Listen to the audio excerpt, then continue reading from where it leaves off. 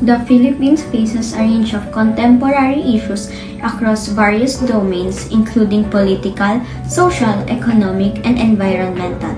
These issues have their origins in historical, social, and cultural factors, and their manifestation can be seen in different ways.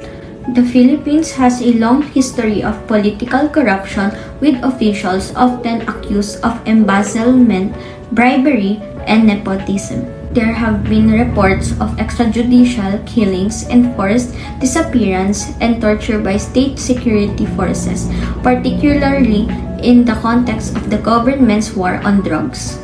A large percentage of the population in the Philippines live in poverty, with limited access to basic necessities such as food, clean water, and healthcare. Income and wealth inequality is significant in the Philippines, with the 1% wealthiest of the population holding a disproportionate share of the country's wealth. The quality of education in the Philippines is often poor, with limited resources for school and a shortage of trained teachers. The Philippines has lost a significant amount of forest cover due to logging, mining, and agriculture, leading to soil erosion, flooding, and loss of biodiversity. The Philippines is vulnerable to impact of climate change, including sea level rise, stronger typhoons, and more frequent droughts. Overall, the contemporary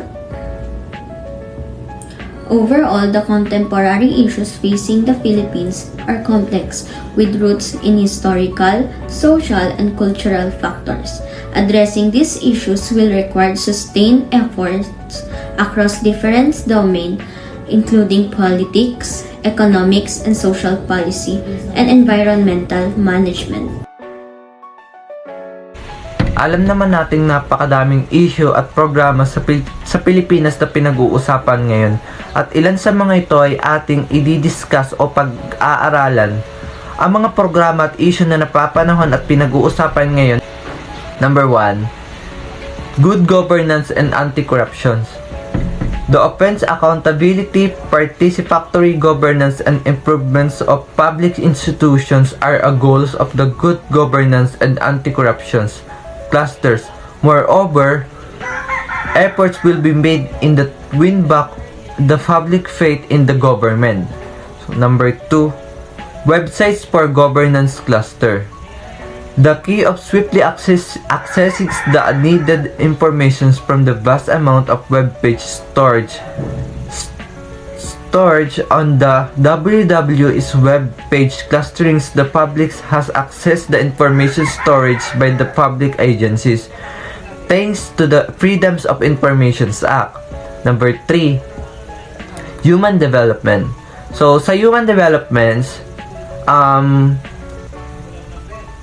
poverty reductions cluster will be prioritized, raising the general standards of living for the Filipinos and transforming the positive effects of good governance into tangible, immediate benefits that will empower the underprivileged and the disadvantaged sections of society. So number 4, the human developments and poverty reductions cluster. The human development and poverty reduction clusters will be prioritize the raising and general standards of the living for Filipinos and transforming the positive effects of good governance into tangible, immediate benefits that will empower the underprivileged and disadvantaged of section society. 5. Pantawid Pamilyang Pilipino programs or CCT. They provide cash assistance to the poor to alleviate their immediate need, short-term poverty alleviations, and social developments of break the intergenerational poverty cycles through investments in the human capital. Number 6, K-12 basics and the K-12. K-12 basics and the kindergarten and 12 years old of basic educations. Kindergarten, 6 years of primary educations, 4 years of junior high schools, and 2 years of senior high school. In order to develop lifelong learnings, give students enough times to master concepts and skills, and to fresh graduate to tertiary education and development of level skills, employments, and entrepreneurship. So number 7, responsible of parenthood. Responsible parenting, it is the joint responsibility of the husband and wife decides on the attained and ideal numbers, spacings, and timings of their children in the accordance with their own ambitions for family, taking into the account economics, structural, and psychological considerations. Number 8, since taxes helps the government raise more money while discouraging and lowering the consumption of these hazardous goods, preserving the general public health and even saving lives. So, number 9, economic development. So, sa economic development naman is the cluster of economic development will prioritize accelerating inclusive and that long-term economic growth. So, yun yung sa economic development. Is the public-private partnerships. Delivering a project of service that typically offered by the public sector to the public-private partnerships. Philippine Development Plans. It starts from 2023 to 2028. Environmental and climate change. The Philippine Development Plan 2023 to 2028 aims to revitalize jobs creation and speed up the reductions of the poverty, returning the economy and high growth spot. Number 10, the climate change adoptions and migrations cluster. So, the environment and natural resources should be considered the protected as the priority for the climate change. Adoptions and the migrations clusters, it will take to pursue the policies that will help the Filipino archipelago adapt to minimize the consequence of climate change. Preparations for both natural and man-made calamities. And the number 11 is Project NOAA.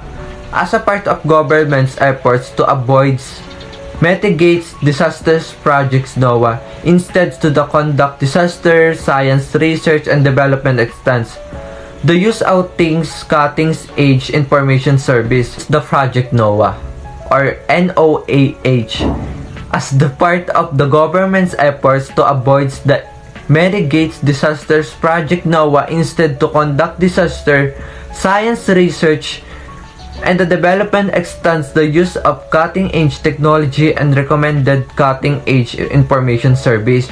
So, is the Green Program. National Green Programs. By 2050, the National Green Programs will have the increased forest covers by 1.5 million hectares, stop a loss in agricultural land, productivity improvements, the human health, averting a reductions in the workforce. Good day, everyone. There are several contemporary issues in the Philippines that could potentially be addressed by science and technology.